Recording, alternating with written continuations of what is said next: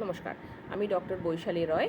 এই ভিডিওতে আমি সেই সব মায়েদের কথা বলবো যারা পোস্ট প্রেগন্যান্সি প্রচুর হেয়ার লস করেন। এই যে পোস্ট প্রেগন্যান্সি হেয়ার লস, এটা জেনারেলি 3 থেকে 4 মাসে মধ্যে শুরু হয় এবং এটা কেন হয়? Due to estrogen lowering in the body. আর 6 মাস না হয়ে গেলে মোটামুটি এটা কমে যায়। এটা কিন্তু টেম্পোরারি। এটাকে যদি প্রপারলি অ্যাড্রেস করা যায়, যেটা কী কারণে হচ্ছে সেটাকে যদি দেখা যায় এবং সেই মতন যদি চিকিৎসা করা যায়, তাহলে কিন্তু এটা কমে যাবে। এটা এমন না যে এটা পার্মানেন্ট। সুতরাং এটা নিয়ে বেশি স্ট্রেস করবেন না। আপনার যদি এটা হয়, আপনার ডক্টরের কাছে যান, উনি আপনাকে বলে দেবেন কী করতে হবে। এটা কী কী কারণে হতে পারে? হিমোগ্লোবিন কম হয়ে গেলে হতে পারে, ক্যালসিয়াম কম হলে হতে পারে, ভিটামিনস কম হলে হতে পারে, কোনো থাইরয়েডের প্রবলেম হলে হতে পারে, যাদের খুব স্ট্রেসফুল গেছে প্রেগন্যান্সিটা সেই কারণে হতে পারে, যারা খুব ওবিজ হয়ে পড়েছেন তাদের জন্য হতে পারে।